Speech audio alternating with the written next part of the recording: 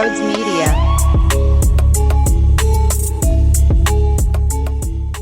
I have my cup of coffee here with me to calm me down. We're going to do an exercise all throughout this show. Whenever I feel my blood boiling, whenever I feel heavy frustration, I'm going to stop. I'm going to take a sip, and I'm going to try and relax. Because, well, Rob Thomson is back for 2026. I need a sip. Horrendous decision by the Phillies. Just horrendous. Now, I don't think Rob Thomson sucks. I've made that very clear over the last 3 months. It's okay to say he's really good, but not good enough. He does a lot of things well throughout the regular season journey, but he doesn't know what he's doing in the playoffs, and he doesn't think the game the right way when it's October. You can also say the top of your lineup didn't produce. But you can have more than one issue with your roster. The top of the lineup did not produce. Rob Thomson could also not be good enough. Both is true. And that's where I have the issue. Is it's not one or the other. You need real change. And the way to get real change is to make roster decisions and to make managerial decisions at the same time. Caleb Cotham coming back, I'm sure. Not that he bothers me, but Kevin Long coming back?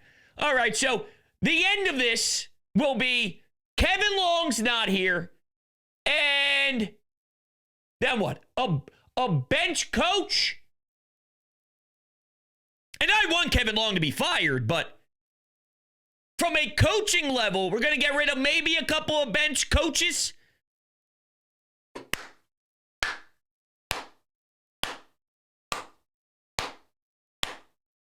Man, you know how to get me excited for next spring training. Woo!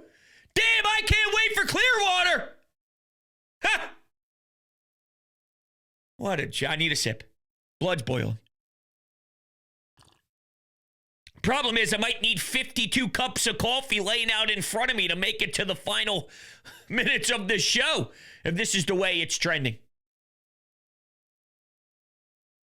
Listen, I respect the guy. I think he's a good dude. I think the way that he handled the Orion Kerkering thing really does show what type of leader he is. But we've been watching this long enough. Outside of the 2022 campaign, and even in the 2022 campaign, he made a pretty crucial decision there that did not work. Whether I felt it wasn't as bad as everybody else felt, that's a different story. It didn't work, right? It didn't work. Yordan Alvarez took it 6,000 feet. I talk about cold-blooded all the time. There's Jesus Luzardo, Christopher Sanchez, Zach Wheeler, right? Those level of playoff performers.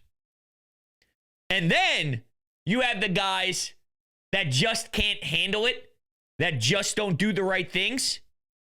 Their location's off. The pressure gets to them. They don't think straight when they're on the mound.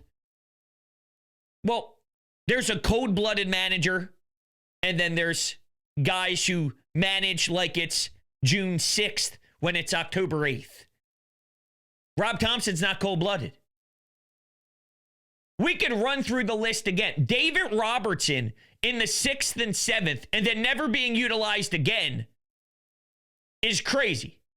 He's that important that you must use him in game 1 to set the tone against the Dodgers in a 5-game series, a super small series where you have to get everything right.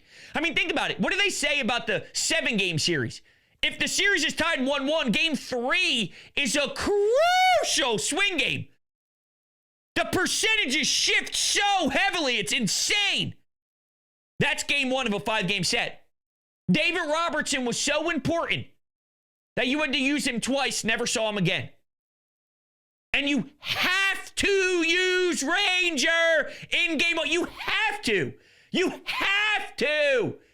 There's no debate. There's no argument. There's no nothing. You have to use Ranger Suarez in game one if he's your game three starter. You had a full week of rest. You had an off day in between game one and game two. There's zero excuses for it. That's bad baseball. The bunt. Everyone talks about execution, this and that. Nick Castellanos is never going to execute a good play on the bases.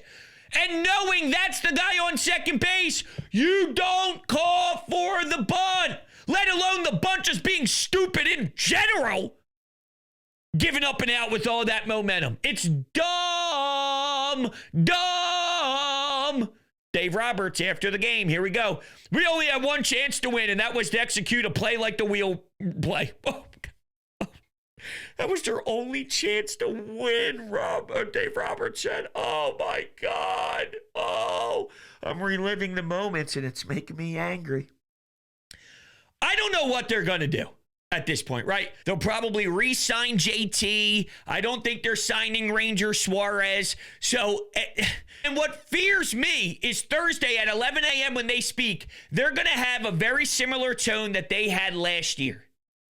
Remember, last year's press conference was one of the worst press conferences in the history of Phillies baseball. And I think they think they're close. I think they have a real shot at this again with minuscule changes.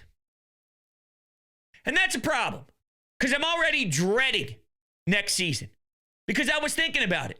We do these game recaps. We sit down on a June, July weekday, and we talk about, wow, the game against the Reds, they win 8-1. Hey, a game against the Padres, they win 5-4. You know what next year's going to be? Hey, the Padres won 3-2. Woohoo! Let's talk about it. Hey, the Phillies won a game 4-1. Woohoo!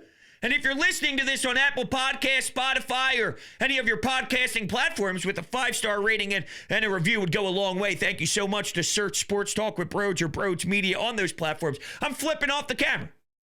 Like, I don't give a shit. What do you want me to do about it? You're going to go into October. You're going to have a manager that doesn't manage with the sense of urgency. You're going to have a bunch of guys that don't know how to execute when the lights shine bright. You got guys that are on the back end of 30 now that just aren't the same, right? We talk about Bryce Harper, right? Well, Bryce Harper isn't doing his job. Well, guess what? I got to be honest with you. The guy's wearing down. Okay? Guy's wearing down. He did what we asked him to do when we signed the contract in 22. He carried you to a World Series. We got that. Unfortunately, we couldn't execute enough to bring it on home, and now he's on hole 15 of an 18-hole golf course. He's what he is. Unfortunately, this is what Bryce Harper is. But you got to know, when you are a president, you can't act as if Bryce Harper's 26. You can't make decisions and make moves relying on that as if he's 28, 29. This is Bryce now. You have to react accordingly and put the pieces around, including the manager that knows how to get this thing done with this version of Bryce.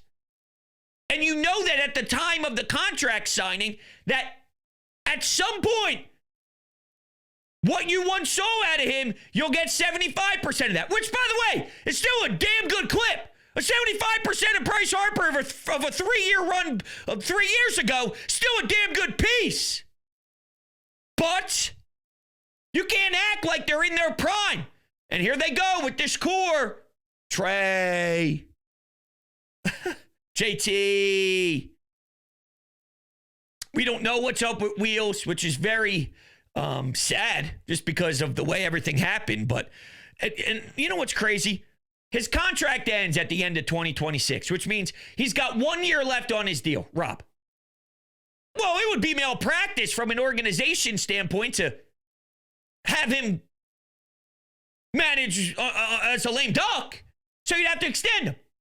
So you're telling me you watched last year's playoffs and this man earned an extension? And they've done this before with him, but this was awful from Topper. The Dodgers' offense was worse than the Phillies in this series. You don't see it that way because you're looking at it through the lens of the Phillies, but the Dodgers' offense was worse. Worse. Dave Roberts just did a better job of masking some of their deficiencies by using his bullpen and using his starters into the bullpen, and he had to get creative. When he didn't, that's when you had that ninth where you thought maybe you could steal a game 2, but then Rob Thomson said, thank you very much, but I'm not going to take everything you gave me. I'm just going to tickle the nutsack of the fan base, but it's not going to finish the job because I'm going to bunt and give you a free out. Oh, it's just terrible. So it's either you tell him to manage with 1 year left on his deal, which basically admits, I don't really believe you. I don't believe in you enough to give you more. I don't really know what you are, Topper, which would be not giving him an extension or giving him an extension, which is what you did is acceptable. Woohoo, Topper, what you did is great. So either way, piss poor messaging. So lose, unless you fired him and went after Bruce Bochy, which is a 4-time World Series manager. You got to do something to create a spark. You got to do something to get people uncomfortable. And they're not even close to that. This is their first attempt. This was their first move that could tell the fan base they're on to something here. This is their first way of sending a message to the fans, to people who spend the hard-earned money and the people that are emotionally attached to this group. This was their first attempt to say, hey, we got this. Believe in me. We're doing the right things. I don't want to hear for a second. By the way, they failed. But I don't want to hear for a second it's not Topper's fault. No. He plays a part in this. Is he the main issue? No, the offense was too quiet. But he is a issue. He is an issue. Just because he's not the main one doesn't mean you can't fix there's other problems. That's like saying this. You're Howie Roseman. Let me put you in the show. Hold on, I need a sip. I'm getting mad. You're Howie Roseman. You're a general manager of an NFL team. Your pass rush needs help badly. You also have a cornerback spot opposite of Quinyon Mitchell that is a disaster. It's a failure. It's not good enough. What if instead of pass rush, which you do improve eventually, your first move was to acquire a corner? Well, pass rush is our number one problem. It lacks that much, but quarterback is still a problem. You don't have a corner. You don't have a corner that's getting picked on and abused. Well, you don't have a manager. You don't have a playoff manager. A playoff manager is supposed to give you an advantage. I never feel that he gives you an advantage. And there is a way. Here is the way where you can survive. Because I don't think Dave Roberts gives the Dodgers an advantage in every series. Now, truth be told, they probably left a lot of meat on the bones over the years with the type of roster that they had.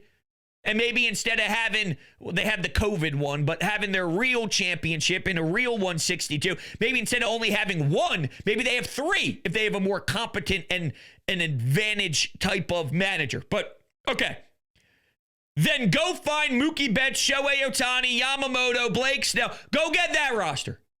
Because that's what it takes. That's what it'll have to be if you can survive with a non-playoff type manager.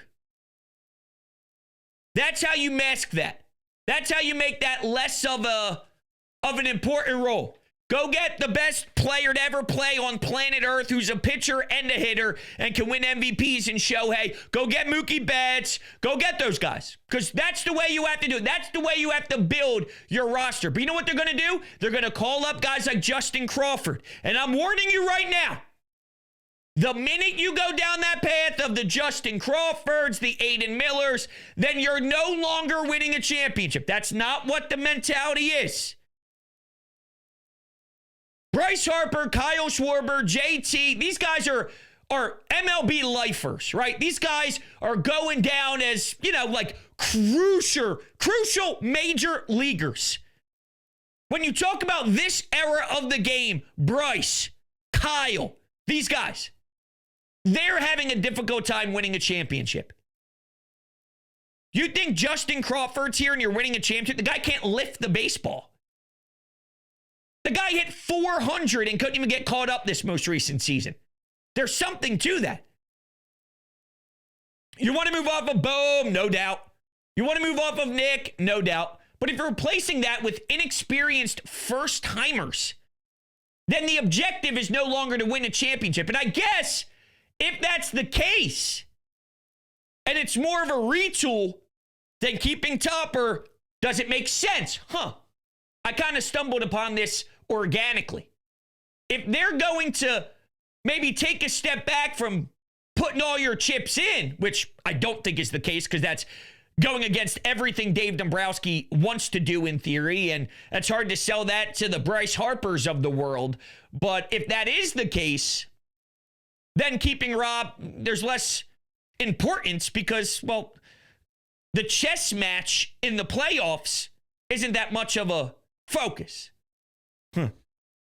I'll tell you what is a focus for me, though, my Emilio cigars. Oh, my God, do I need them right now because I am in such a bad spot with my Philly sports teams that when I go outside and I smoke my Emilio cigar, life just becomes great again. Life just becomes beautiful because, well, there's only one cigar to smoke. That's an Emilio cigar. It's the best cigar to ever touch my lips. Old school roots, new school attitude, locally owned, made at Fabrica Oveja Negra in Nicaragua. This is as serious of a cigar as you are going to get. So do me a favor. If you are a cigar smoker, check out the link down below in the description. They have so many options for you. There are so many different Emilio cigars that you can find. And you can get 10% off by utilizing the promo code BROADS10 at checkout. If you're going golfing with the boys, it's a perfect little pick-me-up to say, hey, fellas, I got the goods. You know what I'm saying? If you got family parties, if it's just you and you want to enjoy something nice out back to get away from the fam and the sports pain for maybe a half hour, just go out back and enjoy the nice fall weather, bada bing, bada boom. I'm telling you, there's only one cigar out there for you, and that, my friend, is an Emilio cigar. So make sure you join the family today. All right, I want to play this piece of audio. This was from WIP Saturday morning. Ruben Amaro Jr. and Devin Caney have a show at 8 a.m. And this is what Ruben Amaro Jr. had to say about the Phillies offseason. I mean, is there a move that you think Dombrowski, this Phillies front office, has up their sleeve that will shock Phillies fans? Not necessarily in a bad way, but good, bad. You know, maybe it's a move that no one's expecting. You may see one of the big contracts moved. You may be see one of their big contracts moved. I'm not saying who, and I know there's a lot of no trade clauses, but you may see one of those big contracts get moved somehow, some way. Okay, that would be scandalous. That would be scandalous, and I think like a Trey Turner type contract. I'm just telling you the big contracts. That's all I'll say. I have a feeling that they may be exploring that. Okay. If you want to make like a paradigm shift in your organization, do some different things. You never know. Bold prediction, but and I don't know if it'll happen, but I think it's something that will be explored. Yeah. Okay. I mean, Okay, so interesting. My first thought was Trey, right? I can't imagine a world where they shit Bryce Harper off and John Middleton thinks that that's going to be something this fan base enjoys to the point where they're going to rush online to buy season tickets the second they become available. It absolutely 1,000% would do the complete opposite. So then what other two big contracts are there? Trey Turner, which would be a huge one, which would be good for me. I mean, I'd be telling you, I told you so for the next 5 months if they end up moving off of Trey Turner, because I was told I was too harsh. I was told I was nitpicking everything about his game. Well, if the Philadelphia Phillies said, kick rocks, you're a dud, your OPS is not even in the 700s in your postseason numbers, you are significantly hurting us defensively. You can't make a throw to JT Realmuto with a high-pressure situation happening. You go 0 for 5 with the lights shining in the final game with your back against the wall. Well, then I told you so. I mean, the guy's just not a winning baseball player. Forget how he has a ring. Right now, with it, he's not a winning baseball player. So that's who it screams to me. The other potential one, which wouldn't really be that, this may sound crazy, but if they were somehow to move Aaron Nola, to me, that doesn't do enough. That's not enough. Moving Trey Turner is a big fucking deal. moving Aaron Nola, I know the money's there, and especially if you let Ranger walk. If you move Aaron Nola, let Ranger walk, Zach Wheeler's honestly up in the air. You just don't know exactly how that's all going to go because it's such a unique circumstance. I don't see that. Now, fans are going to like that because fans hate Aaron Nola. But in regards to getting to the ultimate goal, I don't see how that benefits. Because I'd imagine if Aaron Nola gets moved, I think they're not re-signing Kyle Schwarber with the way that I heard his remarks after the final game. He was in tears, almost thanking everybody for his time here, opening up the door for a lot of possibilities to happen this offseason. So if they let Kyle walk, they just bring JT back, they keep Trey, they keep Bryce, and their only move is Aaron Nola, and they struggle to move Bohm, they move Nick, but they're replacing him with, I don't know, Justin Crawford, Brandon Marsh is still out there, and Aaron Nola's gone. That doesn't do it for me. It just doesn't. And I believe Aaron Nola is still a good starter in this league. He's a good starter who had a bad year. But look, if you get his numbers off the books and then you go get a high-profile, insane big name. If Bregman, for example, leaves the Boston Red Sox and he opts out, and that's the guy you take a big swing on because you move someone like Aaron Nola, and that creates money and this and that. And, I'm kind of speaking out my ass. But if that's what you do because Aaron Nola leaves, in a very hypothetical sense, because he's your only other big contract guy, then okay, I can revisit that. But I don't think that's the case. To me, when I hear that, I think Trey Turner, which would be lovely. And that would be a huge move. But if the alternative is it's Aiden Miller, okay? I mean, you got to go get a serious shortstop, a serious game-changing shortstop. If you're moving Bryson Stott to short and someone else plays second, and then the expectations change and you're no longer pushing the chips in and you're a different team. Then the mode is a different mode. And then bringing back Rob Thomson doesn't hurt as much because I don't care if he can't win a chess match because the objective isn't to win a chess match anymore, which would be extremely disappointing. But that's where they have us right now based off of this original decision. Is now I have to question what they think the agenda is. Now, deep down, they think they could still win, but that's problematic. I'm using my brain, right? I guess it's a problem that they look at what they're about to do with this blueprint and think that that's good enough to generate real winning. I'm not talking about winning regular season games. You can accidentally fucking shit yourself and win 96 regular season games. I'm talking about winning a championship. I'm talking about winning a championship. Winning a World Series. And you got to do it with crisp baseball, which they don't play. And I watched the ALCS, the ALDS. That was a 15-inning game, 1-1. Okay? I watched ALCS Game 1. Leadoff homer by George Springer, about 5 or 6 innings of nothing. Then the big dumper hits a solo shot. It's 1-1. Then Seattle goes up 2-1. They win a baseball game 3-1. Scrapping a late run for extra insurance. It's 1-0, it's 1-1, it's 2-1. These are the way the games are going to go. This whole, you need the offense to produce 55 runs, and they're going to score with 6 home runs in a playoff game every single night. You're facing the best pitchers on planet Earth. Your offense is not going to produce at that clip. You're not playing the Nationals. You're not playing the Marlins. You're not playing the White Sox. You're not playing these teams anymore. So you can't hide behind that. And I love Rube. I think he's, awesome. I really do. I love listening to him. I think he's such a phenomenal baseball mind. Part of me wondered, just because I've been around long enough to know now, part of me wondered if there was any, hey, put this out there. Say you don't know if it's actually going to happen, but they're going to explore. And then they could hide behind the fact that we tried. We tried. We just couldn't get what we were looking for. We tried to move the big contracts, but we just couldn't get the right deal done. How much of this is letting it marinate a little bit to just kind of get that out there? That's how this works sometimes. But I don't know. I know he's close with the Phil, so I'd imagine he talks to a lot of people in there. Whether they want this information out there just to sell the story or there's some truth to it. I don't know. But I'd be lying if I didn't have that feeling at all in my bloodstream. Hey, I love cannabis. Phillies fans, game day is stressful enough. So is thinking about your manager.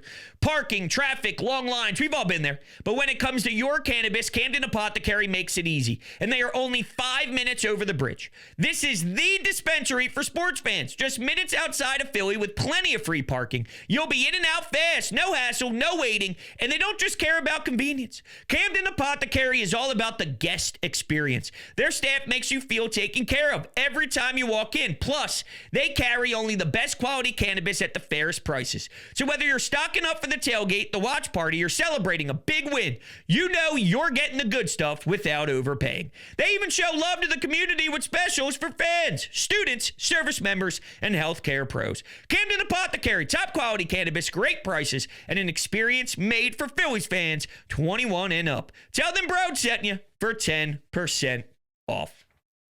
Something I can't shake.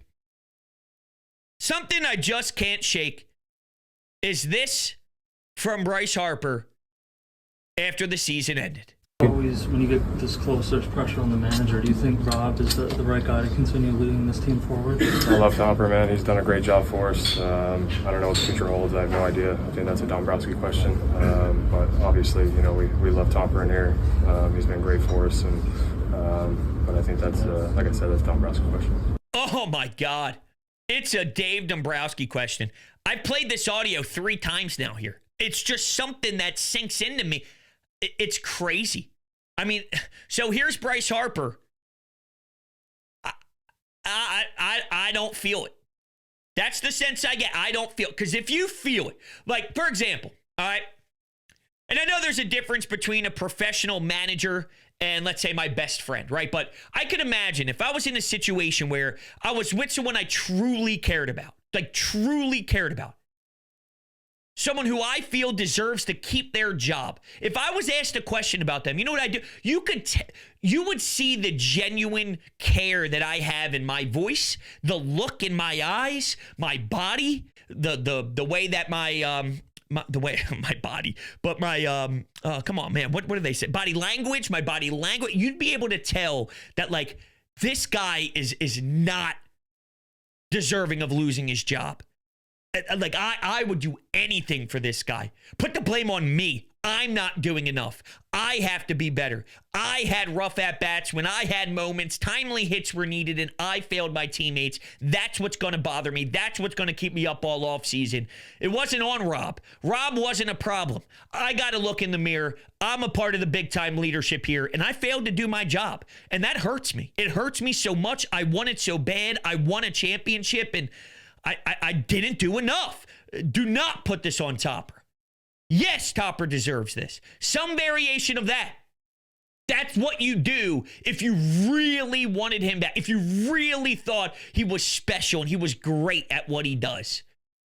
You'd be able to see that he was aggravated with that question because it's nonsense you're even asking it. It's a clown question, bro. Right? Throw a little Bryce Harper right back at you. It's that type of reaction if you feel that great and that confident about the man. And then I actually heard this on the midday show with Hugh and Joe Giglio. I guess Todd Zalecki talked to Matt Strom when the Orion Kerkering thing happened. And Matt Strom said, the second it left his hand, my first thought was, man, I wish we worked more on PFPs in practice. That was his first thought when Orion Kerkering made the failure. Isn't that throwing the staff and the approach under the bus?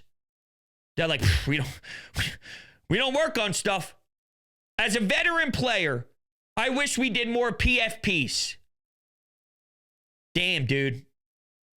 Damn. And I thought Hugh's reaction was pretty interesting as a former athlete. His first thought was, come on, man.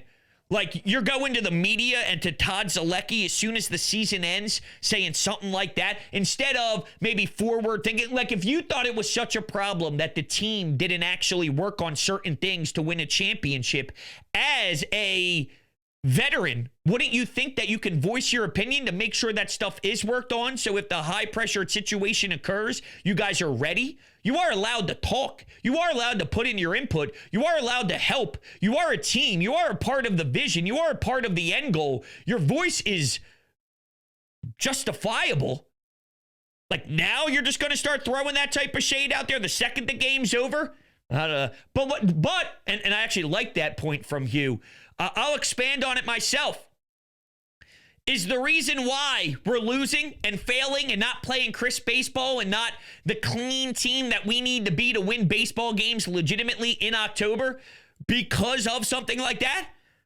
You're complaining about it when you lose. How about you fix the fucking problem before it even happens? Maybe we're not getting to where we want to be. Maybe we're a dumb base running team. Maybe we make stupid mistakes. Maybe we're sloppy because instead of actually putting our best foot forward to not let it happen, we don't work on it, so we don't work on it. Okay, la-di-da-di-da. And then when it ends up being a backbreaker and ends your season, then you start crying about it.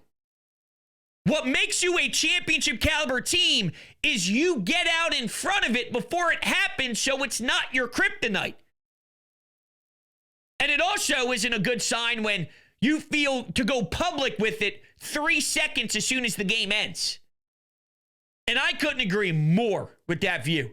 And same with Bryce. That's a Dave question? Come on, man. And it is, but that's not the point.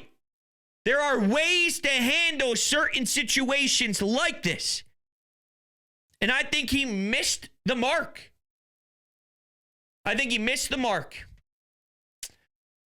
Oh, man, it's a shame. Listen, there's so much that can happen here, and there's a lot of moves that could be made in theory. I don't know exactly what it's going to be, but I'll tell you, for us to be here, I don't like the start of this. That's what I'm telling you. I don't like the start of this at all. Here's MLB Network. They listened to Trey Turner in the locker room postgame, and the question that was asked, do you bring them back? Do you keep doubling down on this? Or do you have to try and pivot a different way? What's next for the Phillies after last night's Game 4 loss? Here's MLB Network. Bryce Harper made a comment that really stuck with me. He said, I really felt like this was the group of guys to get it done. Did you feel that way going into the season, Joel? Well, it almost has to be, because at some point your strength becomes your weakness. Their strength was this core group. Now this core group is all in its mid-30s. Yeah. It's probably played its best baseball. They still have a lot of, like look at the ages and what's on here moving forward. Wheeler is going to be coming back from thoracic outlet syndrome surgery. Nola was, for the first time, he was the most durable starter in the sport. Injuries this year, bad season. Harper didn't have a big year. Turner was good, but was hurt late. You know who we don't have on here? What do you do about Schwarber, who's also in his mid-30s, but was your best hitter this year? What do you do about Real Muto, who's also in his mid-30s, who's a catcher and kind of a spiritual leader of your team? Do you bring him back? Do you kind of keep doubling down on this? It's been this great little error without cashing in the chip, and now the question is, do you want to keep extending it with age and money, or do you have to try to pivot a different way? It's not an easy place to be for them. I saw that end of the era so much on Instagram and Twitter yesterday. You feel that way? I think you got to hang your hat on the fact that they'll return going into the season. They'll show up to Clearwater with one of the best pitching staffs in the National League. I mean, they'll get Wheeler back. You're going to have Christopher Sanchez is a 1. What about Suarez? He's a 1. He's a free agent. That's the biggest question, right? I mean. But I'm saying you go in with Wheeler, Sanchez, Luzardo, Nola, and then probably Painter. But Wheeler is what? Now, he's been one of the best stars. That's a surgery. If I'm worried about him. But I'm not worried about him for historically who he's been, but what is the history out of that surgery? And now it's out of that surgery in your mid-30s. I just don't think you could assume he's going to be Zach Wheeler, which was a horse ace. All right, so I'll stop it there. I mean, they go on for quite some time. Man, like, I don't think that, and here's where you put yourself in a bad spot. I don't think they have an alternative at catcher, so bringing JT back is probably what they'll look to do, and I don't mind that. I really don't, right? But you can't have him be a cleanup hitter, a 5 hitter, right? Like JT at this stage of his career, if you're trying to win a championship, is probably somewhere around your 7 or 8 hitter. But if he's a big part of why your staff has been successful and there's continuity there and you bring him back on a reasonable number, then there's nothing wrong with that. You can win with the JT Realmuto in a specific role. The problem is they're going to ask him to be a 5-hole hitter. They're going to ask him to be a 4-hole hitter. They're going to do things like that. They have to trade Bohm. They have to trade Nick. They're going to let Ranger walk. They're going to, I don't know, like, I could see a world where they re-sign Kyle, they re-sign JT, they let Ranger walk. Then they trade Bohm, they trade Nick. Like, that's what it needs to be.